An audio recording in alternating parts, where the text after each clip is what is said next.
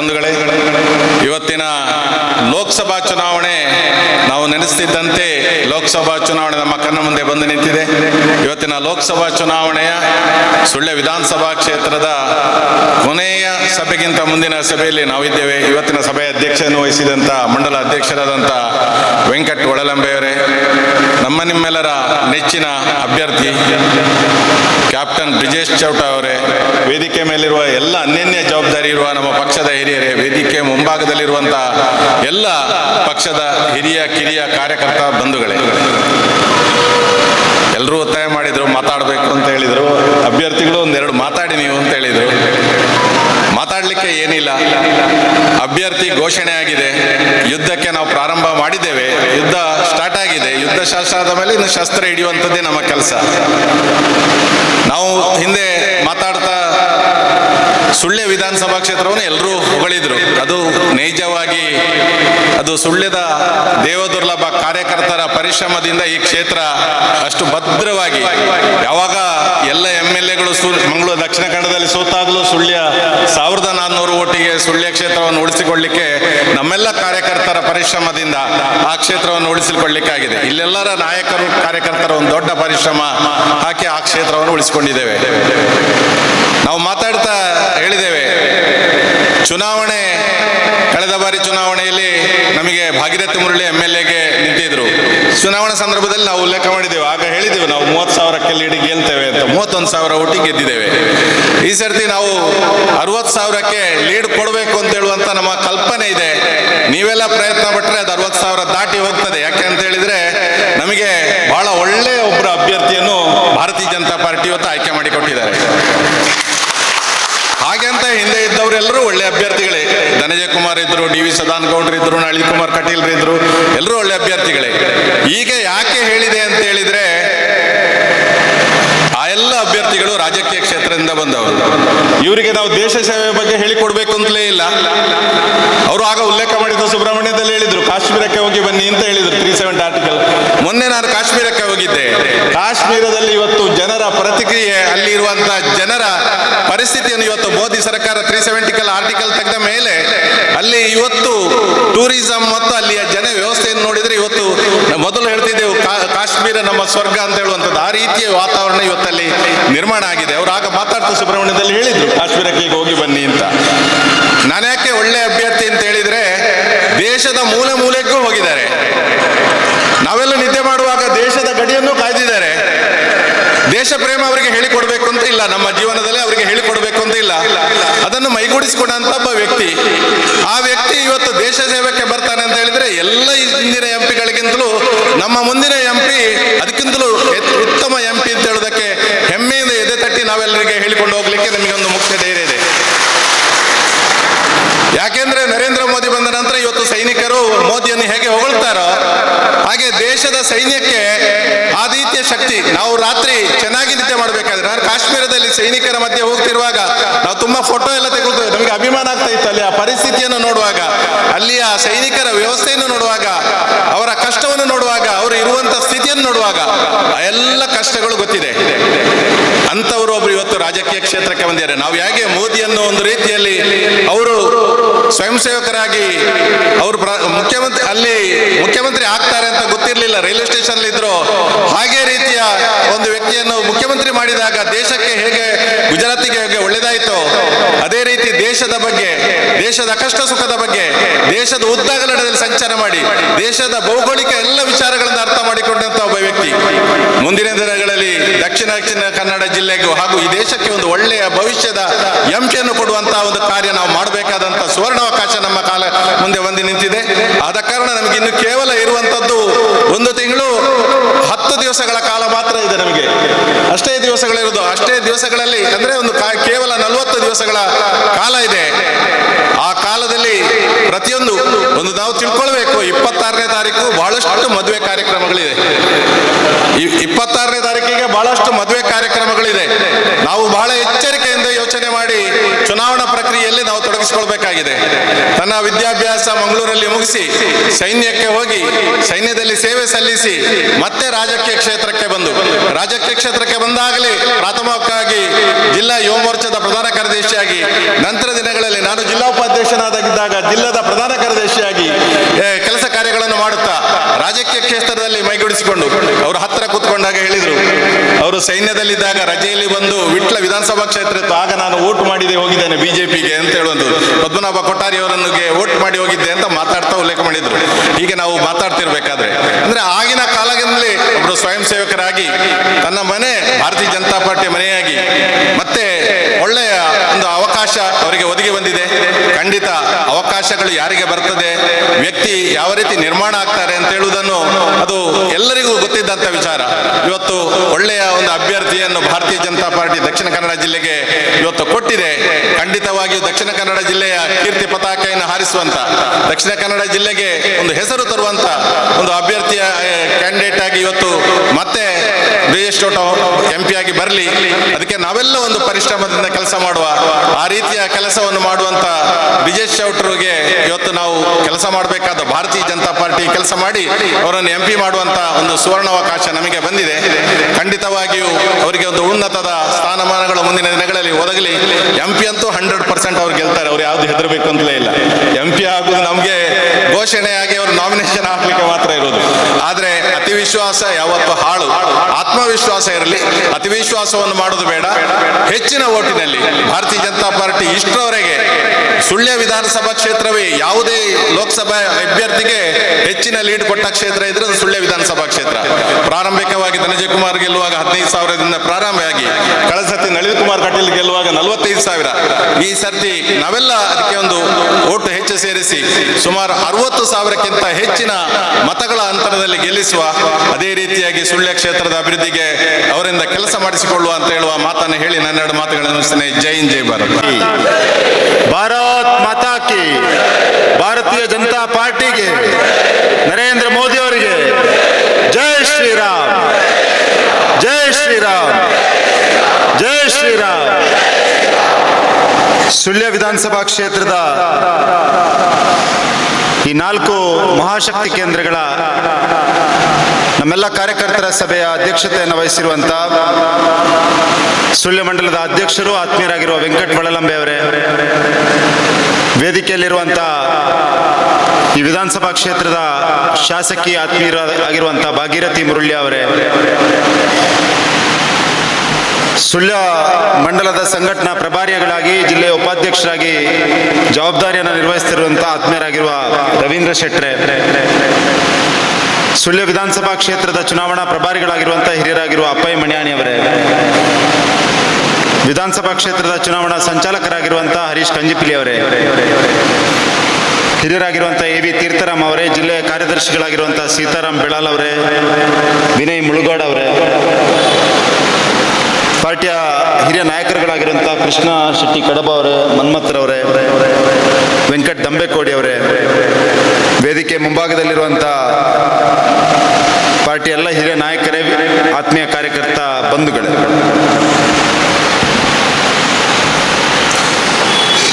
2024ರ ಲೋಕಸಭಾ ಚುನಾವಣೆಗೆ ವಿಶ್ವದ ಅತ್ಯಂತ ದೊಡ್ಡ ರಾಜಕೀಯ ಪಾರ್ಟಿ ಭಾರತೀಯ ಜನತಾ ಪಾರ್ಟಿಯ ಅತ್ಯಂತ ಪ್ರತಿಷ್ಠಿತ ಲೋಕಸಭಾ ಕ್ಷೇತ್ರವಾಗಿರುವಂಥ ದಕ್ಷಿಣ ಕನ್ನಡ ಲೋಕಸಭಾ ಕ್ಷೇತ್ರಕ್ಕೆ ಅಭ್ಯರ್ಥಿಯಾಗಿ ಚುನಾವಣೆಯನ್ನು ಎದುರಿಸಲಿಕ್ಕೆ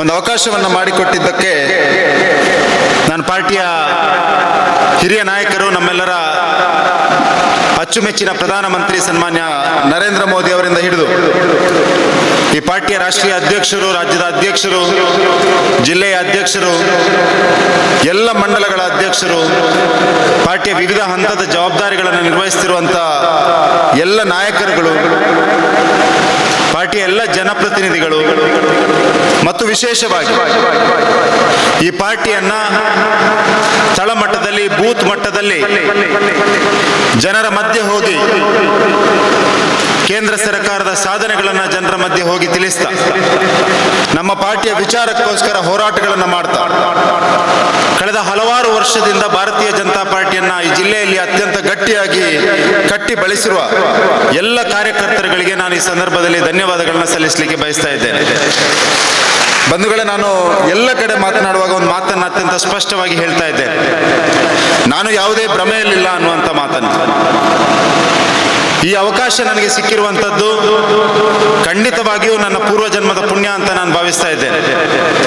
ಯಾಕೆಂದ್ರೆ 2024ರ ಈ ವಿಶೇಷವಾದ ಕಾಲಘಟ್ಟದಲ್ಲಿ ಭಾರತೀಯ ಜನತಾ ಪಾರ್ಟಿ ಅತ್ಯಂತ ಸದೃಢವಾಗಿರುವಂತಹ ಕಾಲಘಟ್ಟದಲ್ಲಿ ಭಾರತೀಯ ಜನತಾ ಪಾರ್ಟಿಯ ಕಡೆಗೆ ಸಮಾಜದ ಎಲ್ಲ ವರ್ಗದ ಜನರು ಮತದಾನವನ್ನ ಮಾಡ್ತಾ ಇರುವಂತಹ ಈ ಸಂದರ್ಭದಲ್ಲಿ ನಮ್ಮ ನಾಯಕತ್ವವನ್ನ, ಸನ್ಮಾನ ಪ್ರಧಾನಮಂತ್ರಿ ಅವರನ್ನ ಸಮಾಜದ ಎಲ್ಲ ವರ್ಗದವರು ಒಪ್ಪಿ ಕೊಂಡಾಡ್ತಿರುವಂತಹ ಈ ಸಂದರ್ಭದಲ್ಲಿ ವಿಶೇಷವಾಗಿ ಸಂಘಟನೆ ಆಧಾರದಲ್ಲಿ ಇರುವಂತಹ ದಕ್ಷಿಣ ಕನ್ನಡದಂತಹ ಜಿಲ್ಲೆಗೆ ಕಾರ್ಯಕರ್ತರು ರಕ್ತ ಮತ್ತು ಬೆವರನ್ನ ಒಂದು ಮಾಡಿ ಕಟ್ಟಿರುವಂತಹ ಈ ರೀತಿಯ ಒಂದು ಸಂಘಟನಾತ್ಮಕ ಜಿಲ್ಲೆಯಲ್ಲಿ ಈ ಪಾರ್ಟಿಯನ್ನ ಸಂಘಟನೆಯಲ್ಲಿ ಪ್ರತಿನಿಧಿಸಲಿಕ್ಕೆ ಅವಕಾಶ ಸಿಕ್ಕಿರುವಂತದ್ದು ಅತ್ಯಂತ ಪ್ರಗತಿಶೀಲವಾಗಿರುವಂತಹ ದಕ್ಷಿಣ ಕನ್ನಡದಂತಹ ಜಿಲ್ಲೆಗೆ ಆ ಜಿಲ್ಲೆಯ ಜನಪ್ರತಿನಿಧಿ ಆಗುವಂತಹ ಒಂದು ಅವಕಾಶವನ್ನ ಪಾರ್ಟಿ ಕೊಟ್ಟಿರುವಂತದ್ದು ಇದು ಖಂಡಿತವಾಗಿಯೂ ನನ್ನಿಂದಂತೂ ಅಲ್ಲ ಅನ್ನುವಂಥ ಸ್ಪಷ್ಟ ಅರಿವು ನನಗಿದೆ. ಈ ಪಾರ್ಟಿಯ ವಿಶೇಷತೆ ಅದು. ಈ ಪಾರ್ಟಿ ಯಾವತ್ತೂ ಹೊಸತನಕ್ಕೆ ಬೆಲೆಯನ್ನ ಕೊಡ್ತದೆ, ಹೊಸ ವಿಚಾರಗಳಿಗೆ ಅವಕಾಶವನ್ನು ಕೊಡ್ತದೆ, ಹೊಸ ಯುವಕರಿಗೆ ಅವಕಾಶವನ್ನು ಕೊಡ್ತದೆ, ಅವರನ್ನ ಬೆಳೆಸ್ತಾ ಅವರನ್ನ ಪಾರ್ಟಿಯ ನಾಯಕರನ್ನಾಗಿ ಮಾಡ್ತದೆ, ಪಾರ್ಟಿಯ ಕೆಲಸವನ್ನ ಮಾಡ್ತದೆ, ನಮ್ಮ ವಿಚಾರದ ಕೆಲಸವನ್ನ ಮುಂದುವರಿಸ್ತಾ ಹೋಗ್ತದೆ. ಇದರ ಸ್ಪಷ್ಟ ಅರಿವು ನನಗಿದೆ ಅನ್ನುವಂಥದ್ದನ್ನ ಈ ಸಂದರ್ಭದಲ್ಲಿ ನಿಮ್ಮೆಲ್ಲ ಕಾರ್ಯಕರ್ತರ ಮುಂದೆ ಹೇಳಲಿಕ್ಕೆ ಬಯಸ್ತಾ ಇದ್ದೇನೆ. ನನಗೆ ಸ್ಪಷ್ಟವಾದ ಅರಿವಿದೆ. ಕಾರ್ಯಕರ್ತರ ಪ್ರೀತಿ ವಿಶ್ವಾಸ ಇಲ್ದಿದ್ರೆ, ಕಾರ್ಯಕರ್ತರ ಸಹಕಾರ ಇಲ್ದಿದ್ರೆ, ಕಾರ್ಯಕರ್ತರ ಹಾರೈಕೆ ಇಲ್ದಿದ್ರೆ, ಕಾರ್ಯಕರ್ತರ ಪ್ರಾರ್ಥನೆ ಇಲ್ದಿದ್ರೆ ನನಗೆ ಅವಕಾಶ ಖಂಡಿತವಾಗಿಯೂ ಸಿಕ್ತಿರ್ಲಿಲ್ಲ. ಖಂಡಿತವಾಗಿ ನನಗೆ ಇವತ್ತು ಸಿಕ್ಕಿರುವಂತಹ ಅವಕಾಶ ಅದು ಕಾರ್ಯಕರ್ತರ ಪ್ರೀತಿ ವಿಶ್ವಾಸ ಸಹಕಾರ ಪ್ರಾರ್ಥನೆ ಹಾರೈಕೆ ಮತ್ತು ತುಳುನಾಡಿನ ದೇವರ ಆಶೀರ್ವಾದದಿಂದ ಅಂತ ನಾನಂತೂ ಖಂಡಿತ ಭಾವಿಸ್ತಾ ಇದ್ದೇನೆ. ಹಾಗಾಗಿ ಈ ಸಂದರ್ಭದಲ್ಲಿ ನಾನು ನಿಮಗೆ ಅತ್ಯಂತ ವಿಶ್ವಾಸದಿಂದ ಹೇಳಲಿಕ್ಕೆ ಬಯಸ್ತಾ ಇದ್ದೇನೆ. ಕಾರ್ಯಕರ್ತರ ಪ್ರೀತಿ ವಿಶ್ವಾಸಕ್ಕೆ ಒಂದಷ್ಟು ಚ್ಯುತಿ ಬರದ ರೀತಿಯಲ್ಲಿ ನಾನು ಅತ್ಯಂತ ಪ್ರಾಮಾಣಿಕವಾದ ತನದಿಂದ ನಿಷ್ಠೆಯಿಂದ ಈ ವಿಚಾರಕ್ಕೆ ಬದ್ಧನಾಗಿ ಕೆಲಸವನ್ನ ಮಾಡ್ತೇನೆ ಅನ್ನುವಂತ ಮಾತನ್ನ ಈ ಸಂದರ್ಭದಲ್ಲಿ ಮೊದಲಿಗೆ ಹೇಳಲಿಕ್ಕೆ ಬಯಸ್ತಾ ಇದ್ದೇನೆ. ನಾನು ತುಂಬಾ ಕಡೆಗಳಲ್ಲಿ ಹೇಳುವಂಥದ್ದುಂಟು, ನನ್ನ ಇಂಟೆನ್ಷನ್ ಅಲ್ಲಿ ಯಾವುದೇ ಸಮಸ್ಯೆ ಇಲ್ಲ, ನಾನು ಉದ್ದೇಶಪೂರ್ವಕವಾಗಿ ತಪ್ಪನ್ನ ಮಾಡುವುದಿಲ್ಲ. ನನ್ನ ಇಂಟೆನ್ಷನ್ ಅತ್ಯಂತ ಸ್ಪಷ್ಟವಾಗಿದೆ. ಆಕ್ಷನ್ಸ್ ನಲ್ಲಿ ಸಮಸ್ಯೆ ಆಗ್ಬಹುದು, ನಡವಳಿಕೆಯಲ್ಲಿ ಸಮಸ್ಯೆ ಆಗ್ಬಹುದು, ಕೆಲಸದಲ್ಲಿ ಸಮಸ್ಯೆ ಆಗ್ಬಹುದು, ಆದ್ರೆ ನನ್ನ ವಿಚಾರದ ಬದ್ಧತೆಯಲ್ಲಿ ಯಾವುದೇ ಸಂಶಯ ಇಲ್ಲ. ನಾನು ಸೈನ್ಯ ಬಿಟ್ಟು ಬಂದಂತಹ ಸಂದರ್ಭದಲ್ಲಿ ನನ್ನ ಸಹಜ ಆಯ್ಕೆಯ ಪಾರ್ಟಿ ಭಾರತೀಯ ಜನತಾ ಪಾರ್ಟಿ. ಒಬ್ಬ ಸೈನಿಕನಿಗೆ ಪ್ರಾಯಶಃ ಈ ದೇಶದಲ್ಲಿ ಯಾವುದೇ ರಾಜಕೀಯ ಪಾರ್ಟಿ ಇಲ್ಲ, ಅದು ಭಾರತೀಯ ಜನತಾ ಪಾರ್ಟಿ ನಮ್ಮೆಲ್ಲರ ಸಹಜ ಆಯ್ಕೆ. ಯಾಕೆಂದ್ರೆ ಭಾರತೀಯ ಜನತಾ ಪಾರ್ಟಿ ಈ ನೆಲದ ಸಂಸ್ಕೃತಿಗೆ ಗೌರವ ಕೊಡುವಂತ ಪಾರ್ಟಿ, ಈ ನೆಲದ ಆಧಾರದಲ್ಲಿ ಹುಟ್ಟಿರುವಂತಹ ಹಿಂದೂ ಜೀವನ ಪದ್ಧತಿ ಏನಿದೆಯಾ ಅದಕ್ಕೆ ಗೌರವ ಕೊಡುವಂತ ಪಾರ್ಟಿ ಭಾರತೀಯ ಜನತಾ ಪಾರ್ಟಿ. ಹಿಂದೂ ಜೀವನ ಪದ್ಧತಿಯ ಆಧಾರದಲ್ಲಿ, ಹಿಂದುತ್ವದ ಆಧಾರದಲ್ಲಿ ಈ ರಾಷ್ಟ್ರವನ್ನು ಕಟ್ಟಿದ್ರೆ ಮಾತ್ರ ಅದು ಸ್ಥಾಯಿಯಾಗಿ ನಿರಂತರವಾಗಿ ಇಡೀ ವಿಶ್ವಕ್ಕೆ ದಾರಿದೀಪ ಆಗಬಲ್ಲದು ಅನ್ನುವಂಥ ವಿಚಾರದ ಅಡಿಯಲ್ಲಿರುವಂತಹ ಪಾರ್ಟಿ ಯಾವುದಾದ್ರೂ ಇದ್ರೆ ಅದು ಭಾರತೀಯ ಜನತಾ ಪಾರ್ಟಿ. ನಾವು ಸೈನ್ಯಕ್ಕೆ ಸೇರುವಂತಹ ಸಂದರ್ಭದಲ್ಲಿ ನಮಗೆಲ್ಲ ಹೇಳುವಂಥದ್ದು ನೇಷನ್ ಫಸ್ಟ್ ಅಂತ, ಭಾರತೀಯ ಜನತಾ ಪಾರ್ಟಿಯಲ್ಲಿ ಹೇಳುವಂಥದ್ದು ಕೂಡ ನೇಷನ್ ಫಸ್ಟ್ ಅನ್ನುವಂಥದ್ದು. ನಮ್ಮ ಪಾರ್ಟಿ ಯಾವ ರೀತಿಯ ಕೆಲಸವನ್ನು ಮಾಡಿದೆ ಅನ್ನುವಂಥದ್ದನ್ನು ನಾವು ಒಂದ್ಸಲ ಆಲೋಚನೆಯನ್ನು ಮಾಡಬೇಕು. ನಾವು ಈ ರಾಷ್ಟ್ರಕ್ಕೋಸ್ಕರ ಪಾರ್ಟಿಯನ್ನೇ ವಿಸರ್ಜನೆ ಮಾಡಿದವರು. ನಾವು ಈ ರಾಷ್ಟ್ರಕ್ಕೋಸ್ಕರ ಒಂದು ಸ್ಥಾನ ನಮಗೆ ಇಲ್ಲದಿರುವಂತಹ ಸಂದರ್ಭದಲ್ಲಿ ಕೂಡ ಈ ಪಾರ್ಟಿಯನ್ನೇ ವಿಸರ್ಜನೆ ಮಾಡಿ ಬೇರೆ ಹೆಸರಿನಲ್ಲಿ ಈ ರಾಷ್ಟ್ರಕ್ಕೋಸ್ಕರ ಹೋರಾಟ ಮಾಡಿದಂತ ಯಾವುದಾದ್ರೂ ಒಂದು ಪಾರ್ಟಿ ಇದ್ರೆ ಅದು ಭಾರತೀಯ ಜನತಾ ಪಾರ್ಟಿ.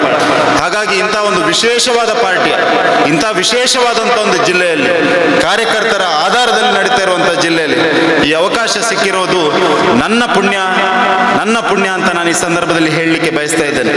ಬಂಧುಗಳೇ, ನಾನು ಈ ಸಂದರ್ಭದಲ್ಲಿ ನಿಮಗೆಲ್ಲರಿಗೂ ಒಂದು ವಿಷಯವನ್ನು ಅತ್ಯಂತ ಸ್ಪಷ್ಟವಾಗಿ ಹೇಳಲಿಕ್ಕೆ ಬಯಸ್ತಾ ಇದ್ದೇನೆ. ನಾವೆಲ್ಲ ಒಂದು ನಿರ್ಣಾಯಕವಾದ ಕಾಲಘಟ್ಟದಲ್ಲಿದ್ದೇವೆ. ಒಂದು ನಿರ್ಣಾಯಕವಾದ ಕಾಲಘಟ್ಟ ಇದು. 2024 ಇಸವಿ ನಾವು ಸ್ವಾತಂತ್ರ್ಯೋತ್ತರ ಇತಿಹಾಸದ 75 ವರ್ಷವನ್ನು ಆಚರಣೆ ಮಾಡಿದ್ದೇವೆ ಕಳೆದ ವರ್ಷ. ಮುಂದಿನ 25 ವರ್ಷಗಳ ಕಾಲ ನಮ್ಮೆಲ್ಲರ ಹೆಮ್ಮೆಯ ಪ್ರಧಾನಮಂತ್ರಿ ಹೇಳ್ತಾ ಇರುವ ಹಾಗೆ ಅದು ಭಾರತದ ಅಮೃತ ಕಾಲ ಆಗಲಿಕ್ಕಿದೆ. ಮುಂದಿನ 25 ವರ್ಷಗಳ ಕಾಲ ಭಾರತ ಅಮೃತವನ್ನ ಸವಿಯುವ ಕಾಲ, ಜೊತೆಗೆ ಇಡೀ ವಿಶ್ವಕ್ಕೆ ಅಮೃತವನ್ನ ಕೊಡುವಂತ ಕಾಲಘಟ್ಟದಲ್ಲಿ ನಾವಿದ್ದೇವೆ. ಸಾಧಾರಣವಾದ ಸಾಹಸ ಅಲ್ಲ, ನಮ್ಮ ಸಾಧಾರಣವಾದ ಸಾಧನೆ ಅಲ್ಲ. 47ರ ಸಂದರ್ಭದಲ್ಲಿ ಎಷ್ಟು ಜನ ಇಲ್ಲಿ ಪುಸ್ತಕವನ್ನು ಓದ್ತೀರಿ, ಎಷ್ಟು ಜನ ಇತಿಹಾಸವನ್ನು ತಿಳ್ಕೊಳ್ತೀರಿ ನನ್ಗೆ ಗೊತ್ತಿಲ್ಲ. 47ರ ಸಂದರ್ಭದಲ್ಲಿ ಇಡೀ ವಿಶ್ವ ಹೇಳಿತ್ತು ಇವರಿಗೆ ಒಟ್ಟಾಗಿರ್ಲಿಕ್ಕೆ ಸಾಧ್ಯ ಇಲ್ಲ, ಇವರು ತುಂಡು ತುಂಡಾಗಿ ಹೋಗ್ತಾರೆ ಅನ್ನುವಂಥದ್ದನ್ನು ಹೇಳಿತ್ತು. ಆದ್ರೆ ಅವತ್ತಿನಿಂದ ಇವತ್ತಿನವರೆಗೆ ಈ ರಾಷ್ಟ್ರವನ್ನ ಕಟ್ಟಿ ಬೆಳೆಸಿದವರು ನಾವು. ಮುಂದಿನ 25 ವರ್ಷಗಳ ಕಾಲ ಅದು ನಮ್ಮ ಕಾಲ ಆಗ್ಲಿಕ್ಕಿದೆ. ಅದು ಹಿಂದುತ್ವದ ಕಾಲ, ಅದು ಹಿಂದೂ ಜೀವನ ಪದ್ಧತಿಯ ಕಾಲ, ಭಾರತದ ಕಾಲ ಆಗ್ಲಿಕ್ಕಿದೆ. ಹಾಗಾಗಿ ಅತ್ಯಂತ ನಿರ್ಣಾಯಕವಾದ ಒಂದು ಚುನಾವಣೆಯನ್ನು ನಾವು ಎದುರಿಸ್ತಾ ಇದ್ದೇವೆ. ಕಳೆದ 10 ವರ್ಷ ನಾವು ಮಾಡಿರುವ ಸಾಧನೆ ಅದು ಸಾಧಾರಣವಾದ ಸಾಧನೆ ಅಲ್ಲ. ನಮ್ಮ ಪ್ರಧಾನಮಂತ್ರಿ ನರೇಂದ್ರ ಮೋದಿ ಅವರು ಅಸಾಮಾನ್ಯವಾದ ಸಾಧನೆಯನ್ನು ಮಾಡಿದ್ದಾರೆ. ತುಂಬಾ ಸಲ ಮನುಷ್ಯನಿಗೆ ಶಾರ್ಟ್ ಮೆಮರಿ ಇರ್ತದೆ, ನಾವು ಮರ್ತೋಗ್ತೇವೆ ಬೇಗ. ಒಂದು ಸಲ ನಾವು ರಿವೈಂಡ್ ಬಟನ್ ಅನ್ನು ಒತ್ತಬೇಕು. 2014ರ ಹಿಂದೆ ಯಾವ ರೀತಿಯ ಪರಿಸ್ಥಿತಿ ದೇಶದಲ್ಲಿ ಇತ್ತು ಅನ್ನುವಂಥದ್ದನ್ನು. ಎಲ್ಲಿ ನೋಡಿದ್ರಲ್ಲಿ ಭ್ರಷ್ಟಾಚಾರ, ಎಲ್ಲಿ ನೋಡಿದ್ರಲ್ಲಿ ಹಗರಣ, ಎಲ್ಲದರಲ್ಲೂ ಹಗರಣ. ಈ ರೀತಿಯಾದಂತಹ ಪರಿಸ್ಥಿತಿಯಿಂದ ಇವತ್ತು ಭಾರತ ವಿಶ್ವದ 5ನೇ ದೊಡ್ಡ ಆರ್ಥಿಕ ಶಕ್ತಿಯಾಗಿ ತಲುಪಬೇಕಾದ್ರೆ ಯಾವ ರೀತಿಯ ಆರ್ಥಿಕ ಶಿಸ್ತು, ಯಾವ ರೀತಿಯಾಗಿ ಇಡೀ ಸಮಾಜವನ್ನ ಒಂದಾಗಿ ಒಟ್ಟಾಗಿ ಆರ್ಥಿಕ ವ್ಯವಸ್ಥೆಯೊಳಗೆ ನಮ್ಮ ಪ್ರಧಾನಮಂತ್ರಿ ತಂದಿದ್ದಾರೆ ಅನ್ನುವಂಥದ್ದನ್ನು ನಾವು ತಿಳ್ಕೊಳ್ಬೇಕಾದ ಅವಶ್ಯಕತೆ ಇದೆ. ಭಾರತೀಯ ಜನತಾ ಪಾರ್ಟಿ ಮಾಡಿರುವ ಸಾಧನೆ ಸಾಧಾರಣದ್ದಲ್ಲ ಅನ್ನುವಂಥದ್ದನ್ನು ನಾವು ತಿಳ್ಕೊಳ್ಬೇಕು. ನಾವೊಬ್ಬ ಭಾರತೀಯ ಜನತಾ ಪಾರ್ಟಿಯ ಕಾರ್ಯಕರ್ತನಾಗಿ ಅತ್ಯಂತ ಹೆಮ್ಮೆಯಿಂದ ತಲೆ ಎತ್ತಿ ನಿಲ್ಲುವಂತ ಒಂದು ಕಾಲಘಟ್ಟದಲ್ಲಿ ನಾವಿದ್ದೇವೆ. ನಮ್ಮ ಸಂಘ ಪರಿವಾರದ, ವಿಚಾರ ಪರಿವಾರದ ಸಂಘಟನೆಗಳಲ್ಲಿ ನಾವು ಯಾವತ್ತೂ ಹೇಳ್ತೇವೆ, ಗರ್ವ ಸೇ ಕಹೋ ಹಮ್ ಹಿಂದೂ ಹೇ ಅಂತ. ಇವತ್ತು ಅತ್ಯಂತ ಗರ್ವದಿಂದ ಹೇಳಬೇಕಾದ ಅವಶ್ಯಕತೆ ಇದೆ. ಭಾರತೀಯ ಜನತಾ ಪಾರ್ಟಿಯ ಕಾರ್ಯಕರ್ತನಾಗಿ ಗರ್ವ ಸೇ ಕೇನಾ ಹೈ ಹಮ್ ಏಕ್ ಭಾಜಪಾ ಕಾ ಕಾರ್ಯಕರ್ತ ಅನ್ನುವಂಥದ್ದನ್ನು ನಾವು ಹೇಳಬೇಕಾದ ಅವಶ್ಯಕತೆ ಇದೆ. ಯಾಕೆಂದ್ರೆ ಭಾರತೀಯ ಜನತಾ ಪಾರ್ಟಿ ರಾಷ್ಟ್ರದ ಮುಂದಿನ 1000 ವರ್ಷಗಳ ಭವಿಷ್ಯವನ್ನ ನಿರ್ಮಾಣ ಮಾಡ್ತಾ ಇದೆ. ಒಂದು ಕಾಲದಲ್ಲಿ ಈ ಸಮಸ್ಯೆಗಳಿಗೆ ಉತ್ತರವೇ ಇಲ್ಲ ಅನ್ನುವಂಥ ಒಂದು ಪ್ರಶ್ನೆಗಳಿತ್ತು. ರಾಮ ಮಂದಿರದ ನಿರ್ಮಾಣ ಸಾಧ್ಯವಾ? ರಾಮ ಮಂದಿರದ ನಿರ್ಮಾಣ ನೀವು ಮಾಡ್ಲಿಕ್ಕೆ ಹೊರಟಿದ್ದೀರಂದ್ರೆ ಊರೂರಲ್ಲಿ ನಮಗೆ ತಮಾಷೆ ಮಾಡ್ತಾ ಇದ್ರು ಜನ. ಆರ್ಟಿಕಲ್ 370 ನೀವು ತೆಗಿತೀರಿ ಅಂತ ಹೇಳುವಾಗ ಅದೇನು ತಮಾಷೆಯ ಮಾತಾ ಅಂತ ಹೇಳ್ತಾ ಇದ್ರು. ನಾವು ಕಾಲೇಜ್ನಲ್ಲಿ ಇರುವಂತಹ ಸಂದರ್ಭದಲ್ಲಿ, ನಾನೊಂದು ಕ್ರಿಶ್ಚಿಯನ್ ಇನ್ಸ್ಟಿಟ್ಯೂಷನಲ್ಲಿ ಕಲ್ತವನು, ನಾವು ಕಾಲೇಜ್ನಲ್ಲಿ ಇರುವಂತಹ ಸಂದರ್ಭದಲ್ಲಿ ಆರ್ಟಿಕಲ್ 370 ತೆಗೆದು ಬಿಟ್ಟರೆ ಇಡೀ ದೇಶದಲ್ಲಿ ದಂಗೆ ಎದ್ದು ಬಿಡ್ತದೆ, ಇಡೀ ದೇಶದಲ್ಲಿ ಹಿಂದೂ ಮುಸಲ್ಮಾನರ ಮಧ್ಯೆ ದಂಗೆ ಎದ್ದು ಬಿಡ್ತದೆ ಅನ್ನುವಂಥ ಮಾತನ್ನು ಹೇಳ್ತಾ ಇದ್ದಾರೆ. ಮುಸಲ್ಮಾನರಲ್ಲಿ ಎಷ್ಟಿದೆ ಅದು ಗೊತ್ತಿಲ್ಲ ನನಗೆ. ಅದು ಇಡೀ ದೇಶದಲ್ಲಿ ಆ ರೀತಿಯ ಮಾನಸಿಕತೆಯನ್ನ ಕಾಂಗ್ರೆಸ್ ವ್ಯವಸ್ಥಿತವಾಗಿ ಬಿತ್ತಿತ್ತು. ನಮ್ಮ ಹಿರಿಯರು ಕಂಡಿರುವ ಕನಸನ್ನು, ನಮ್ಮ ಹಿರಿಯರು ಏನು ವಿಚಾರದ ಆಧಾರದಲ್ಲಿ ಈ ಪಾರ್ಟಿಯನ್ನು ಕಟ್ಟಿದ್ರ, ಯಾವ ವಿಚಾರದಲ್ಲಿ ಯಾವುದೇ ಕಾಂಪ್ರಮೈಸ್ ಅನ್ನು ನಾವು ಮಾಡಲಿಲ್ಲ. ನಾವು ಭಾರತೀಯ ಜನತಾ ಪಾರ್ಟಿಯನ್ನು ಕಟ್ಟುವಾಗ ನಮಗೆ 2 ಸಂಸದರಿದ್ರು. ನಾವು ಕಾಂಪ್ರಮೈಸ್ ಮಾಡಬಹುದಿತ್ತು. ಸೆಕ್ಯುಲರಿಸಂನ ಒಂದು ಭೂತ ಎಲ್ರಿಗೂ ಹಚ್ಚಿತ್ತು, ತುಷ್ಟೀಕರಣದ ಭೂತ ಎಲ್ರಿಗೂ ಹಚ್ಚಿತ್ತು. ನಾವು ಹೇಳ್ಬೋದಿತ್ತು ರಾಮ ಮಂದಿರ ನೋಡೋಣ, ರಾಮ ಮಂದಿರವನ್ನು ಕಟ್ಟೋಣ, ಈ ಮಾತುಗಳನ್ನು ಹೇಳ್ಬೋದು. ಆದರೆ ಭಾರತೀಯ ಜನತಾ ಪಾರ್ಟಿಯ ನಾಯಕರಿಗೆ, ಭಾರತೀಯ ಜನತಾ ಪಾರ್ಟಿಯ ಕಾರ್ಯಕರ್ತರಿಗೆ ಸ್ಪಷ್ಟ ಅರಿವಿತ್ತು. ಈ ದೇಶ, ಈ ರಾಷ್ಟ್ರವನ್ನ ಕಟ್ಟಬೇಕಾದ್ರೆ ಅದು ಹಿಂದುತ್ವದ ಆಧಾರದಲ್ಲಿ ಮಾತ್ರ ಕಟ್ಟಬಹುದು. ಪ್ರಭು ಶ್ರೀರಾಮಚಂದ್ರನ ಮಂದಿರ ಕೇವಲ ಒಂದು ಕಟ್ಟಡ ಅಲ್ಲ. ಪ್ರಭು ಶ್ರೀರಾಮಚಂದ್ರನ ಜನ್ಮಭೂಮಿಯ ಪ್ರಾಣ ಪ್ರತಿಷ್ಠೆ ಅದು ಕೇವಲ ಒಂದು ಮೂರ್ತಿಯ ಪ್ರತಿಷ್ಠೆ ಅಲ್ಲ. ಅದು ಈ ರಾಷ್ಟ್ರದ ಸ್ವಾಭಿಮಾನದ ಜಾಗೃತಿ, ಪ್ರತಿಯೊಬ್ಬ ಹಿಂದುವಿನ ಸ್ವಾಭಿಮಾನದ ಜಾಗೃತಿ. ಭಾರತದ ಅಮೃತ ಕಾಲದ ಸಂದರ್ಭದಲ್ಲಿ ಇದು ಆಗ್ತಾ ಇದೆ ಅಂದ್ರೆ ಅದು ದೇವರ ಸುಯೋಗ ಅಂತ ನಾನಂತೂ ಖಂಡಿಸ್ತಾ ಭಾವಿಸ್ತಾ ಇದ್ದೇನೆ. ಮುಂದಿನ 25 ವರ್ಷಗಳ ಕಾಲ ಆ ಭಗವಾನ್ ಶ್ರೀರಾಮಚಂದ್ರ ನಮಗೆಲ್ಲ ಪ್ರೇರಣೆಯನ್ನು ಕೊಡ್ಲಿಕ್ಕಿದ್ದಾನೆ. ಭಾರತೀಯರ ಸಾಮರ್ಥ್ಯ ಏನಿದೆ, ಆ ಸಾಮರ್ಥ್ಯದ ನಿಜವಾದ ಅನಾವರಣ ಮುಂದಿನ 25 ವರ್ಷಗಳ ಕಾಲ ಆಗ್ಲಿಕ್ಕಿದೆ. ಅದಕ್ಕೆ ಸನ್ಮಾನ್ಯ ಪ್ರಧಾನಮಂತ್ರಿ ನರೇಂದ್ರ ಮೋದಿ ಅವರ ನಾಯಕತ್ವದ ಅವಶ್ಯಕತೆ ಇವತ್ತಿದೆ. ಆ ಅವಶ್ಯಕತೆ ಇವತ್ತಿದೆ ಬಂಧುಗಳು. ನಾವೆಲ್ಲ ಇದನ್ನ ಅರ್ಥ ಮಾಡ್ಕೊಳ್ಬೇಕು. ಯಾಕಂದ್ರೆ ಒಂದು ನಿರ್ಣಾಯಕ ಕಾಲಘಟ್ಟದಲ್ಲಿ ನಾವೆಲ್ಲ ಒಂದು ಭ್ರಮೆಯಲ್ಲಿ ಇರಬಹುದು, ಮೋದಿಯವರು ಗೆದ್ದೇ ಬಿಡ್ತಾರೆ ಅನ್ನುವಂಥದ್ದು. ಮೋದಿಯವರು ಗೆಲ್ತಾರೆ, ಮೋದಿಯವರು ಜನಮಾನಸದಲ್ಲಿ ಇದ್ದಾರೆ, ಇದೆಲ್ಲ ಸತ್ಯ. ಆದ್ರೆ ಒಂದು ಚುನಾವಣೆಯನ್ನು ಎದುರಿಸುವ ಕಾರ್ಯಕರ್ತರಾಗಿ ನಾವು ಅತ್ಯಂತ ಜಾಗರೂಕತೆಯಿಂದ ನಮ್ಮ ಕರ್ತವ್ಯಗಳೇನಿದೆ ಅದನ್ನ ಪ್ರಾಮಾಣಿಕತೆಯಿಂದ ಮಾಡಬೇಕು. ನಮ್ಮ ಕೇಂದ್ರದ ಗೃಹ ಸಚಿವರು ಯಾವತ್ತೂ ಹೇಳಲಿಕ್ಕಿತ್ತು, ನನಗೆ ಇವತ್ತಿಗೂ ನೆನಪಿದೆ. ಅವರು ಮೊದಲನೇ ಬಾರಿ ರಾಷ್ಟ್ರೀಯ ಅಧ್ಯಕ್ಷರಾಗಿ ಬೆಂಗಳೂರಿಗೆ ಬಂದಿದ್ದರು. ಆ ಸಂದರ್ಭದಲ್ಲಿ ನಾನು ಜಿಲ್ಲೆಯ ಪ್ರಧಾನ ಕಾರ್ಯದರ್ಶಿ ಆಗಿದ್ದೆ. ಪ್ರಾಯಶಃ 2018 ಚುನಾವಣೆ ಎದುರಿಸುವ ಸಂದರ್ಭದಲ್ಲಿ ಬೆಂಗಳೂರಿನಲ್ಲಿ ಅವರೊಂದು ಮೀಟಿಂಗ್ ಕರೆದಿದ್ದರು. ಆಗ ಅವ್ರು ಹೇಳ್ತಾ ಇದ್ರು, ಭಾರತೀಯ ಜನತಾ ಪಾರ್ಟಿ 5 ವರ್ಷ ಅಧಿಕಾರ ಮಾಡಲಿಕ್ಕೆ ಬಂದಿರುವಂಥದ್ದಲ್ಲ. ಭಾರತೀಯ ಜನತಾ ಪಾರ್ಟಿ 50 ವರ್ಷ ಈ ರಾಷ್ಟ್ರದಲ್ಲಿ ಅಧಿಕಾರವನ್ನು ಮಾಡಬೇಕು. ಭಾರತೀಯ ಜನತಾ ಪಾರ್ಟಿಗೋಸ್ಕರ ಅಲ್ಲ, ಒಬ್ಬ ಕಾರ್ಯಕರ್ತನಿಗೋಸ್ಕರ ಅಲ್ಲ. ಈ ಸಮಾಜವನ್ನು ಉಳಿಸಬೇಕಾದ್ರೆ, ಈ ರಾಷ್ಟ್ರದ ಭವಿಷ್ಯವನ್ನು ನಿರ್ಮಾಣ ಮಾಡಬೇಕಾದ್ರೆ ಭಾರತೀಯ ಜನತಾ ಪಾರ್ಟಿಯ ಸರ್ಕಾರ ಈ ರಾಷ್ಟ್ರದಲ್ಲಿ 50 ವರ್ಷ ಇರಬೇಕು ಅನ್ನುವಂಥದ್ದನ್ನು ಅವರು ಒತ್ತಿ ಒತ್ತಿ ಹೇಳ್ತಾ ಇದ್ರು. ಹಾಗಾಗಿ ಪ್ರತಿ ಚುನಾವಣೆಯೂ ನಮಗೆ ಸವಾಲು. ಪ್ರತಿ ಚುನಾವಣೆಯೂ ನಾವು ಹಿಂದಿನ ಸಾಧನೆಯನ್ನು ಮೀರಿ ಮುಂದಿನ ಸಾಧನೆಗೆ ಹೋಗಬೇಕಾದ ಅನಿವಾರ್ಯತೆ ಇದೆ. ಯಾಕೆಂದರೆ ಭಾರತೀಯ ಜನತಾ ಪಾರ್ಟಿಯ ಕೆಲಸ ಈ ರಾಷ್ಟ್ರದಲ್ಲಿ ರಾಷ್ಟ್ರೀಯತೆಯ ಭಾವನೆಯನ್ನು ಬಿತ್ತುವಂಥದ್ದು, ರಾಷ್ಟ್ರೀಯತೆಯ ಮಾನಸಿಕತೆ ಆಧಾರದಲ್ಲಿ ಈ ರಾಷ್ಟ್ರವನ್ನು ಕಟ್ಟುವಂಥದ್ದು. ಹಾಗಾಗಿ ಇಂಥ ಒಂದು ವಿಶೇಷವಾದ ಕಾಲಘಟ್ಟದಲ್ಲಿ, ನಿರ್ಣಾಯಕವಾದ ಕಾಲಘಟ್ಟದಲ್ಲಿ ನಾವು ಈ ಚುನಾವಣೆಯನ್ನು ಎದುರಿಸ್ತಾ ಇದ್ದೇವೆ. ಬಂಧುಗಳೇ, ನಾನು ಅತ್ಯಂತ ಸ್ಪಷ್ಟವಾಗಿ ನಿಮಗೆ ಹೇಳಲಿಕ್ಕೆ ಬಯಸ್ತಾ ಇದ್ದೇನೆ, ಮುಂದಿನ ಚುನಾವಣೆ ಅದು ರಾಷ್ಟ್ರ ಭಕ್ತರ ಮತ್ತು ರಾಷ್ಟ್ರ ವಿರೋಧಿಗಳ ನಡುವೆ ನಡೆಯುತ್ತಿರುವಂಥ ಚುನಾವಣೆ. ರಾಷ್ಟ್ರ ವಿರೋಧಿಗಳ ಸಂಖ್ಯೆ ಇವತ್ತು ರಾಷ್ಟ್ರದಲ್ಲಿ ಕಡಿಮೆ ಕಾಣ್ತಾ ಇರ್ಬೋದು, ನಿಮಗೆ ಕಡಿಮೆ ಕಾಣ್ತಾ ಇರ್ಬೋದು. ಆದರೆ ಬೇರೆ ಬೇರೆ ರೀತಿಯಲ್ಲಿ ಗ್ಯಾರಂಟಿಯ ಮುಖಾಂತರ ಇರ್ಬೋದು, ಜಾತಿಯ ಮುಖಾಂತರ ಇರ್ಬೋದು, ಜನರನ್ನು ಒಡೆಯುವ ಮುಖಾಂತರ ಇರ್ಬೋದು, ಜನರನ್ನು ಭ್ರಮೆಗೆ ಹಾಕುವ ಮುಖಾಂತರ ಇರ್ಬೋದು, ಈ ರಾಷ್ಟ್ರ ವಿರೋಧಿಗಳು ಅವರು ಬೇರೆ ಬೇರೆ ವೇಷ ಧರಿಸಿಕೊಂಡು ಖಂಡಿತವಾಗಿಯೂ ಬಂದು ಈ ಚುನಾವಣೆಯನ್ನು ಎದುರಿಸ್ತಾರೆ. ಯಾಕೆಂದ್ರೆ ಭಾರತೀಯ ಜನತಾ ಪಾರ್ಟಿ ಬಂದ್ರೆ, ಸನ್ಮಾನ್ಯ ನರೇಂದ್ರ ಮೋದಿ ಅವರು ಮತ್ತೊಮ್ಮೆ ಪ್ರಧಾನಮಂತ್ರಿ ಆದರೆ ಈ ತುಕಡೆ ಗ್ಯಾಂಗ್ಗಳಿಗೆ ಭಾರತದಲ್ಲಿ ಎಲ್ಲಿಯೂ ಸ್ಥಾನಮಾನ ಇಲ್ಲ. ಹಾಗಾಗಿ ಅವರು ಅಲರ್ಟ್ ಆಗಿದ್ದಾರೆ, ನಾವು ಅಲರ್ಟ್ ಆಗಬೇಕಾದ ಅವಶ್ಯಕತೆ ಇದೆ. ನಾವು ಕಳೆದ ಬಾರಿ ಯಾವ ಬೂತ್ನಲ್ಲಿ ಎಷ್ಟು ಓಟನ್ನು ತೆಗೆದುಕೊಂಡಿದ್ದೇವೋ ಅದಕ್ಕಿಂತ ಹೆಚ್ಚಿನ ಓಟನ್ನು ತೆಗೆದುಕೊಳ್ಳುವಂಥ ಪ್ರಾಮಾಣಿಕ ಪ್ರಯತ್ನವನ್ನು ಮಾಡಬೇಕು. ಯಾವ ಕೆಲಸವನ್ನ, ವಿಶೇಷವಾಗಿ ಸುಳ್ಯ ವಿಧಾನಸಭಾ ಕ್ಷೇತ್ರದಲ್ಲಿ ನಾವೇನು ಹೇಳಬೇಕಾದ ಅವಶ್ಯಕತೆ ಇಲ್ಲ. ಇಡೀ ರಾಷ್ಟ್ರಕ್ಕೆ ಯಾವುದಾದ್ರೂ ಒಂದು ಮಾದರಿ ಸಂಘಟನಾತ್ಮಕ ಜಿಲ್ಲೆ ಇದ್ರೆ ಅದು ದಕ್ಷಿಣ ಕನ್ನಡ ಜಿಲ್ಲೆ. ದಕ್ಷಿಣ ಕನ್ನಡಕ್ಕೆ ಯಾವುದಾದ್ರೂ ಒಂದು ಮಾಡೆಲ್ ಅಂತ ಇದ್ರೆ ಅದು ಸುಳ್ಯ ವಿಧಾನಸಭಾ ಕ್ಷೇತ್ರ. ಇದರಲ್ಲಿ ಯಾವುದೇ ಅತಿಶಯೋಕ್ತಿ ಇಲ್ಲ. ಸುಳ್ಯ ವಿಧಾನಸಭಾ ಕ್ಷೇತ್ರ ಇಡೀ ಅಮಿತ್ ಶಾ ಇವತ್ತು ಪೇಜ್ ಪ್ರಮುಖರನ್ನು ಮಾಡ್ತಾ ಇದ್ದಾರೆ. ಆದರೆ ಸುಳ್ಯ ವಿಧಾನಸಭಾ ಕ್ಷೇತ್ರ ಆ ಸಂದರ್ಭದಲ್ಲಿ ಪೇಜ್ ಪ್ರಮುಖರನ್ನು ಮಾಡಿದಂತ ಒಂದು ವಿಧಾನಸಭಾ ಕ್ಷೇತ್ರ. ಸನ್ಮಾನ್ಯ ಉಪ ಪ್ರಧಾನಮಂತ್ರಿಗಳಾದ ಲಾಲ್ ಕೃಷ್ಣ ಅಡ್ವಾಣಿ ಅವರು ದೇಶದೆಲ್ಲೆಡೆ ಹೋಗಿ ಸುಳ್ಯ ವಿಧಾನಸಭಾ ಕ್ಷೇತ್ರದ ಬಗ್ಗೆ ಹೇಳ್ತಾ ಇದ್ದಾರೆ. ಹಾಗಾಗಿ ಅಂತ ಒಂದು ವಿಶೇಷವಾದ ಸುಳ್ಯ ವಿಧಾನಸಭಾ ಕ್ಷೇತ್ರದಲ್ಲಿ ನಾವು ಮಾಡ್ತಾ ಇದ್ದ ಕೆಲಸವನ್ನ, ನಾವು ಇಷ್ಟು ವರ್ಷ ಮಾಡ್ತಾ ಇದ್ದ ಕೆಲಸವನ್ನ ಅತ್ಯಂತ ಪ್ರಾಮಾಣಿಕತೆಯಿಂದ, ಅತ್ಯಂತ ನಿಷ್ಠೆಯಿಂದ ಮತ್ತೆ ಮತ್ತೆ ಮಾಡಬೇಕಾದ ಅವಶ್ಯಕತೆ ಮತ್ತು ಅನಿವಾರ್ಯತೆ ಇದೆ ಅನ್ನುವಂಥದ್ದನ್ನು ಮಾತ್ರ ನೆನಪಿಸಲಿಕ್ಕೆ ನಾನು ಬಯಸ್ತಾ ಇದ್ದೇನೆ. ಬಂಧುಗಳೇ, ಮತ್ತೊಂದು ತಮ್ಮಲ್ಲಿ ವಿನಂತಿಯನ್ನು ಮಾಡಲಿಕ್ಕೆ ಬಯಸ್ತಾ ಇದ್ದೇನೆ. 2014 ನಂತರ ದೊಡ್ಡ ಸಂಖ್ಯೆಯಲ್ಲಿ ನಮಗೆ ಮತದಾರರ ಸಂಖ್ಯೆ ಹೆಚ್ಚಾಗಿದೆ. ಅದನ್ನೆಲ್ಲ ನೀವು ಗಮನಿಸಿರ್ಬೋದು. ಪ್ರತಿ ಬೂತ್ನಲ್ಲಿ ನಮಗೆ ಪರಂಪರಾಗತವಾಗಿ ಬರ್ತಾ ಇದ್ದ ಮತವನ್ನು ಬಿಟ್ಟು ಒಂದು ದೊಡ್ಡ ಮಟ್ಟದಲ್ಲಿ ನಮಗೆ ಇವತ್ತು ಮತದಾನದ ಸಂಖ್ಯೆ ಜಾಸ್ತಿ ಆಗಿದೆ. ಬೇರೆ ಬೇರೆ ಕಾರಣಕ್ಕೆ, ಅದು ನಮ್ಮ ವಿಚಾರದ ಜಾಗೃತಿ ದೊಡ್ಡ ಸಂಖ್ಯೆಯಲ್ಲಿ ಆಗಿರುವ ಕಾರಣಕ್ಕೆ ಇರ್ಬೋದು, ಹಿಂದುತ್ವದ ಕಾರಣಕ್ಕೆ ಇರ್ಬೋದು, ನಮ್ಮ ನಾಯಕತ್ವದ ಕಾರಣ ಇರ್ಬೋದು, ಪ್ರಧಾನಮಂತ್ರಿ ನರೇಂದ್ರ ಮೋದಿ ಅವರ ಕಾರಣಕ್ಕೆ ಇರ್ಬೋದು. ಈ ಯುವ ಸಮೂಹ ಏನಿದೆ ಇವತ್ತು, ಆ ಯುವ ಸಮೂಹ ದೇಶದ ಬಗ್ಗೆ, ರಾಷ್ಟ್ರದ ಬಗ್ಗೆ, ಪ್ರಧಾನಮಂತ್ರಿಯ ಬಗ್ಗೆ ಇರುವ ಗೌರವದ ಕಾರಣಕ್ಕೆ ಇರ್ಬೋದು. ನನ್ನ ವಿನಂತಿ ತಮ್ಮಲ್ಲಿ ಅಂತ ಮತದಾರರನ್ನು ನಾವು ಕಾರ್ಯಕರ್ತರಾಗಿ ಬದಲಾವಣೆ ಮಾಡುವಂತ ಅವಶ್ಯಕತೆ ಇದೆ. ಯಾಕೆಂದ್ರೆ ಈ ಪಾರ್ಟಿಯಲ್ಲಿ ನಿರಂತರತೆ ಇರಬೇಕು, ಈ ಪಾರ್ಟಿ ಮುಂದುವರಿಬೇಕು, ಪಾರ್ಟಿ ಗಟ್ಟಿಯಾಗ್ತಾ ಇರಬೇಕು. ಹಾಗಾಗಿ ಅಂತ ಒಂದು ದೊಡ್ಡ ಸಂಖ್ಯೆಯ ಕಾರ್ಯಕರ್ತರನ್ನು ನಾವು ಜೋಡಿಸಿಕೊಳ್ಳಬೇಕಾದ ಅವಶ್ಯಕತೆ ಇದೆ.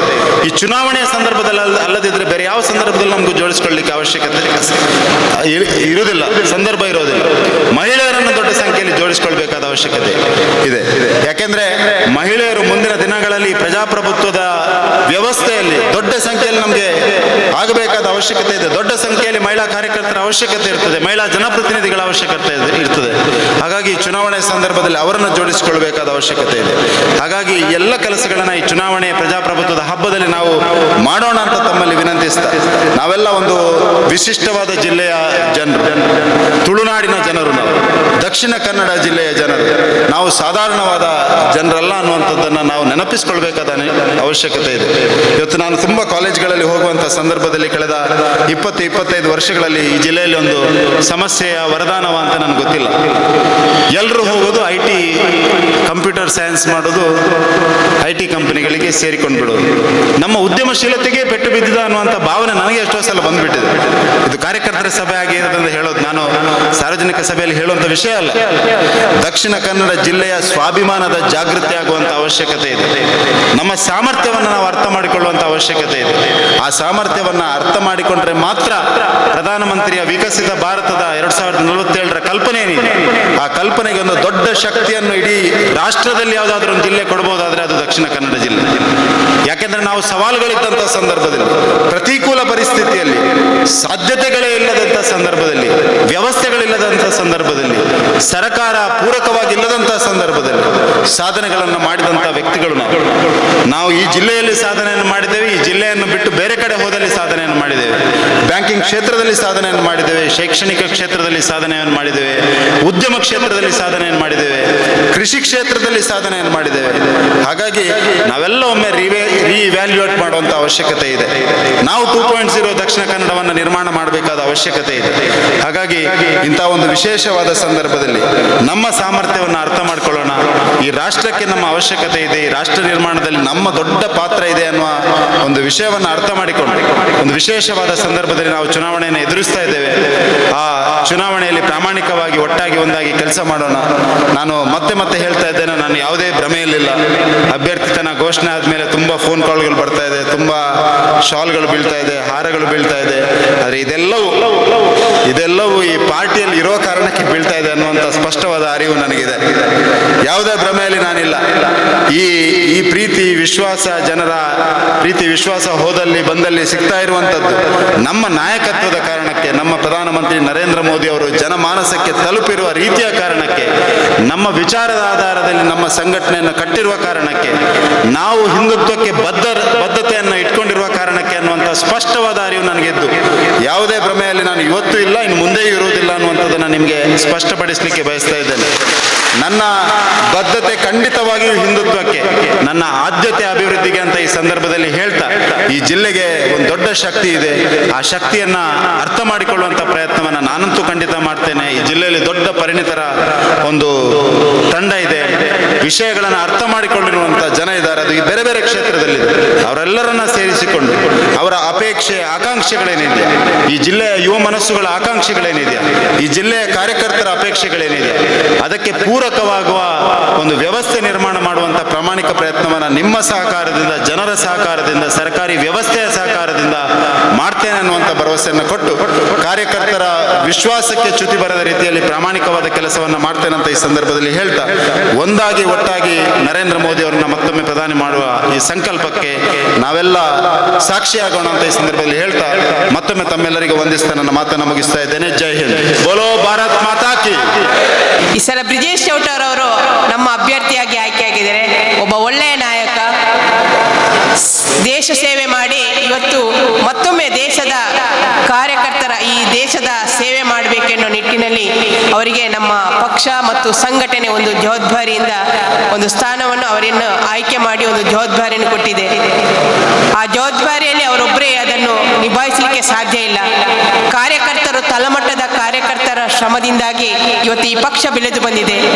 ಜನಸಂಘದಿಂದ ಹುಟ್ಟಿಕೊಂಡಂತ ಈ ಪಕ್ಷ ಭಾರತೀಯ ಜನತಾ ಪಾರ್ಟಿಯಾಗಿ ಹೆಮ್ಮರವಾಗಿ ಬೆಳೆದಿದೆ.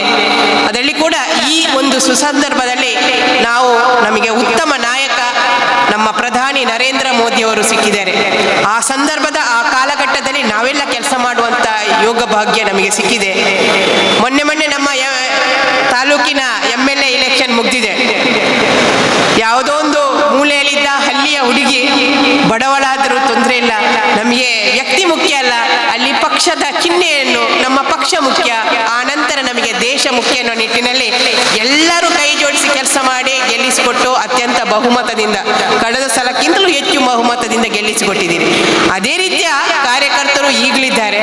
ಅಂಥ ಕಾರ್ಯಕರ್ತರನ್ನು ಬೆಳೆಸಿದಂಥ ಕ್ಷೇತ್ರ ನಮ್ಮದು. ಮನೆ ಮನೆಗೆ ಹೋಗಿ ನಾವು ಯಾವುದೇ ಆಮಿಷವನ್ನು ಕೊಡದೆ ನಮ್ಮ ಪಕ್ಷ ಬದ್ಧತೆಯನ್ನು ತಿಳಿಸಿಕೊಂಡು, ನಮ್ಮ ಪಕ್ಷ ಯಾಕಾಗಿದೆ, ಈ ದೇಶದ ಉಳಿವಿಗಾಗಿರುವಂಥ ಪಕ್ಷ, ಏಕೈಕ ಪಕ್ಷ ಭಾರತೀಯ ಜನತಾ ಪಾರ್ಟಿಯ ಪಕ್ಷ. ನಮ್ಮ ದೇವರುಗಳು, ನಾವು ಆರಾಧನೆ ಮಾಡುತ್ತಿರುವಂಥ ಯಾವುದೇ ನಮ್ಮ ಧಾರ್ಮಿಕ ಶ್ರದ್ಧಾ ಕೇಂದ್ರಗಳು ಉಳಿಬೇಕಿದ್ರೆ ಇವತ್ತು ನಮಗೆ ಭಾರತೀಯ ಜನತಾ ಪಾರ್ಟಿ ಅನಿವಾರ್ಯವಾಗಿ ಅದು ಗೆಲ್ಲಲೇಬೇಕು, ಮತ್ತೆ ಅದನ್ನು ನಾವು ಪ್ರೀತಿಸಬೇಕು, ಗೆಲ್ಲಿಸಲೇಬೇಕಾಗಿದೆ. ಅದು ಅನಿವಾರ್ಯ ಈ ಸಂದಿಗ್ಧ ಕಾಲದಲ್ಲಿ.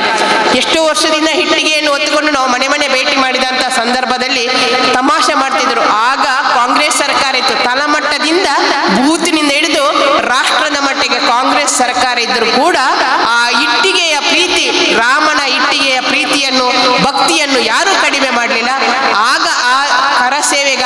ಎಷ್ಟು ಜನ ಸೇವೆಯನ್ನು ಮಾಡಿದ್ದಾರೆ. ಆ ನಂತರದ ದಿನದಲ್ಲಿ ನಾವು ಅದನ್ನು ಜಪಿಸುತ್ತಾ ಬಂದೆವು. ರಾಮನಾಮವನ್ನು ಜಪಿಸಿ ಜಪಿಸಿ ಮೊನ್ನೆವರೆಗೆ ನಾವು ಜಪಿಸಿ ಆ ರಾಮ ಮಂದಿರದ ನಿರ್ಮಾಣ ಆಯಿತು. ಆ ನಿರ್ಮಾಣ ಆಗುವಾಗ ಮತ್ತೊಬ್ಬ ಮುಂದೆ ವಿವೇಕಾನಂದರಂತ ಇದ್ರು. ಆ ನಂತರದ ವಿವೇಕಾನಂದ ನರೇಂದ್ರ ಮೋದಿಯಾಗಿ ಹುಟ್ಟಿಕೊಂಡ್ರು. ಅವರ ಕೈಯಲ್ಲಿ ಅದರ ಭೂಮಿ ಪೂಜೆ ಆಯಿತು. ಅವರ ಕೈಯಲ್ಲಿ ಆ ಒಂದು ರಾಮನ ಪ್ರತಿಷ್ಠೆ ಒಂದು ಆಗುವಂತ ಒಂದು ಸಂದರ್ಭದಲ್ಲಿ ನಾವು ಕೂಡ ಅದರಲ್ಲಿ ಭಾಗವಹಿಸಿ ನಾವು ಕೂಡ ಕೃತಜ್ಞರಾಗುವಂತ ಒಂದು ಅವಕಾಶ ಸಿಕ್ಕಿದ್ರೆ ಅದು ಭಾರತೀಯ ಜನತಾ ಪಾರ್ಟಿಯಿಂದ, ನಮ್ಮ ಪ್ರಧಾನಿ ನರೇಂದ್ರ ಮೋದಿ ಇಂದ ಅಂತ ನಾನು ಹೇಳಲಿಕ್ಕೆ ಇಷ್ಟಪಡ್ತಿದ್ದೀನಿ. ಇವತ್ತು ನಾವೆಲ್ಲ ಇಲ್ಲಿ ಕೂತವರು ಒಂದಲ್ಲ ಒಂದು ಸಂಘಟನೆ, ನಾವೆಲ್ಲರೂ ಯಾವುದೇ ಭಾರತೀಯ ಜನತಾ ಪಾರ್ಟಿಯಲ್ಲಿರುವ ಕಾರ್ಯಕರ್ತ ಪ್ರಥಮ ಶಿಕ್ಷಣವನ್ನು ITC OTC ಆದಂಥ ಕಾರ್ಯಕರ್ತರಿರುವಂಥದ್ದು, ಜನಸಂಘದ ಜೊತೆಗೆ ಬೆಳೆದು ಬಂದಂಥವ್ರು, ಆ ಶಿಕ್ಷಣದ ಜೊತೆಗೆ ಬದ್ಧತೆಯವರೆಗೆ ಬೆಳೆದು ಬಂದಂಥ ಕಾರ್ಯಕರ್ತರು ಯಾವತ್ತೂ ವಿಚಲಿತರಾಗುವುದಿಲ್ಲ. ಯಾರೇ ವ್ಯಕ್ತಿ ಆಗಲಿ ಏನೇ ಅಡೆತಡೆ ಬಂದರೂ ಕೂಡ ನಾನು ಬಿಜೆಪಿ ಬಿಟ್ಟು ಬೇರೆ ಹೋಗಲ್ಲ, ಯಾವ ವ್ಯಕ್ತಿ ನಮಗೆ ಮುಖ್ಯ ಅಲ್ಲ, ಇಲ್ಲಿ ಪಕ್ಷಕ್ಕಿಂತ ದೇಶ ಮುಖ್ಯ ಎನ್ನುವ ನಿಟ್ಟಿನಲ್ಲಿ ನಾವು ಗೆಲ್ಲಿಸಿಕೊಂಡು ಬಂದಿದೆ. ಅದೇ ರೀತಿಯ ನಮಗೆ ಒಬ್ಬ ಉತ್ತಮ ನಾಯಕ ಸಿಕ್ಕಿದ್ದಾರೆ. ಇವತ್ತು 3 ಅವಧಿಯಲ್ಲಿ 15 ವರ್ಷ ನಳಿನ್ ಕುಮಾರ್ ಕಟೀಲ್ ಅವರನ್ನು ನಾವು ಆರಿಸಿ ಕಟ್ಟಿದ್ದೇವೆ. ಅದು ಕೂಡ ಒಂದು ಪ್ರಥಮ ಹಂತದಿಂದ ದ್ವಿತೀಯ ಹಂತ ತೃತೀಯ ಹಂತಕ್ಕೆ ಮತದಾನವನ್ನು ಹೆಚ್ಚು ಮಾಡಿಕೊಂಡು ಬಂದಿದೆ ಹೊರತು ಕಡಿಮೆ ಯಾವತ್ತೂ ಮಾಡಲಿಲ್ಲ. ನಮ್ಮ ವಿಧಾನಸಭಾ ಕ್ಷೇತ್ರ ಮೊನ್ನೆ ಅವರು ಗೆಲ್ಲುವಾಗಲೂ 45,000 ಲೀಡಲ್ಲಿ ಗೆಲ್ಲಿಸಿಕೊಟ್ಟಿದ್ದೇನೆ. ಮೊನ್ನೆ ನಾವು ವಿಧಾನಸಭೆ ಚುನಾವಣೆಯಲ್ಲಿ ಕೂಡ ಹೇಳುವಾಗ ಲೋಕಸಭೆ ಚುನಾವಣೆಯ ವಿಷಯ ಕೂಡ ಒಟ್ಟಿಗೆ ಮಾತಾಡಿಕೊಂಡಿದ್ದೆವು.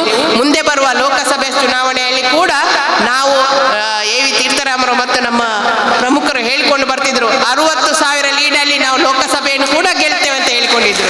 ಇವತ್ತು ನಾವು ಹೇಳ್ತಿದ್ದಾರೆ ಅವರು, ಇವತ್ತು ಮತ್ತೊಂದು ಸಭೆಯಲ್ಲಿ ಹೇಳಿದ್ರು ನಾವು 75,000 ಲೀಡ್ ಕೊಡ್ತೇವೆ ಅಂತ ಹೇಳ್ತಾರೆ, ಭರವಸೆಯನ್ನು ತೀರ್ಥನ ಕೊಡ್ತಾ ಇದ್ದಾರೆ. ಅಂದ್ರೆ ನಿಮ್ಮೆಲ್ಲ ಹುಮ್ಮಸ್ಸನ್ನು ನೋಡಿ ಅವರಿಗೆ ಮತ್ತಷ್ಟು ಜಾಸ್ತಿ ಮಾಡ್ಬೋದು ಎನ್ನುವ ನಿಟ್ಟಿನಲ್ಲಿ ನಿಮ್ಮ ಪರವಾಗಿ ಅವರಲ್ಲಿ ವೇದಿಕೆಯಲ್ಲಿ 75,000 ಲೀಡ್ ತೆಗೆಸಿಕೊಡ್ತೇವೆ ಅಂತ ಹೇಳ್ತಿದ್ದಾರೆ. ಆದ್ದರಿಂದ ಯುವ ನಾಯಕನ ನಿಲ್ಲಿಸಿದಂತ ಯುವ ನಾಯಕನಿಗೆ ಯುವಕರೆಲ್ಲರ ಒಗ್ಗಟ್ಟಿನಿಂದ ನಮ್ಮ ಮನೆಯ ಕೆಲಸವನ್ನು ಬಿಟ್ಟು 1 ತಿಂಗಳು ಕೆಲಸ ಮಾಡಿ ಮನೆ ಭೇಟಿ ಮಾಡಿ ಆ ಕಾರ್ಯಕರ್ತರ ಮನ ಹಾಗೆ ಇದೆ. ಆದರೆ ಅವರು ನೆನಪಿಸುವಂತ ಕೆಲಸವನ್ನು ನಾವು ಮಾಡಬೇಕಾಗಿದೆ. ಆ ನಿಟ್ಟಿನಲ್ಲಿ ನಾವೆಲ್ಲ ಕಾರ್ಯಪ್ರವೃತ್ತರಾಗಿ ನಮ್ಮ ಪಕ್ಷವನ್ನು ಬಲಪಡಿಸಿಕೊಂಡು ಮತ್ತೊಮ್ಮೆ ಮೋದಿ ಪ್ರಧಾನಿಯಾಗಿ ಈ ದೇಶದ ಚುಕ್ಕಾಣಿ ಹಿಡಿದು ವಿಶ್ವಗುರುವಾಗುವುದನ್ನು ನೋಡಲಿಕ್ಕೆ ಕಣ್ತುಂಬಿಸಿಕೊಳ್ಳುವ ಅವಕಾಶವನ್ನು ನಾವೆಲ್ಲ ಆ ಮೋದಿಗೆ ಮಾಡಬೇಕು. ಅದಕ್ಕಾಗಿ ನಮ್ಮ ಪ್ರತಿನಿಧಿಯಾಗಿ ಬ್ರಿಜೇಶ್ ಚೌಟ್ರನ್ನು ಅತ್ಯಂತ ಬಹುಮತದಿಂದ 3 ಲಕ್ಷದಿಂದಲೂ ಜಾಸ್ತಿ ಅಂತರದಿಂದ 2,70,000 ಲೀಡಲ್ಲಿ ನಳಿನ್ ಕುಮಾರ್ ಕಟೀಲ್ ಗೆದ್ದಿದ್ದಾರೆ ಅಂತರದಲ್ಲಿ. ಅದನ್ನು 3 ಲಕ್ಷದಿಂದ ಜಾಸ್ತಿ ಅಂತರದಲ್ಲಿ ಗೆಲ್ಲುವಂತ ರೀತಿಯಲ್ಲಿ ನಾವು ಕೆಲಸವನ್ನು ಮಾಡೋಣ ಅಂತ ಹೇಳ್ತಾ ಅದಕ್ಕೆಲ್ಲ ಆ ಭಗವಂತ ಶಕ್ತಿಯನ್ನು, ಆರೋಗ್ಯವನ್ನು, ಆಯುಷ್ಯವನ್ನು ನಮಗೆಲ್ಲ ಕೊಟ್ಟು ಒಳ್ಳೆಯ ಬುದ್ಧಿಶಕ್ತಿ, ಜ್ಞಾನಶಕ್ತಿಯನ್ನು ಕರುಣಿಸಲಿ ಅಂತ ಭಗವಂತನಲ್ಲಿ ಪ್ರಾರ್ಥಿಸುತ್ತಾ ಅವಕಾಶಕ್ಕಾಗಿ ವಂದಿಸಿದ್ದೇನೆ. ಬೋಲೋ ಭಾರತ್ ಮಾತಾ ಕೆ, ಭಾರತೀಯ ಜನತಾ ಪಾರ್ಟಿಗೆ, ನರೇಂದ್ರ ಮೋದಿಜಿಗೆ, JP ನಡ್ಡಾಜಿಗೆ, ಭಾರತ್ ಮಾತಾ ಕೆ.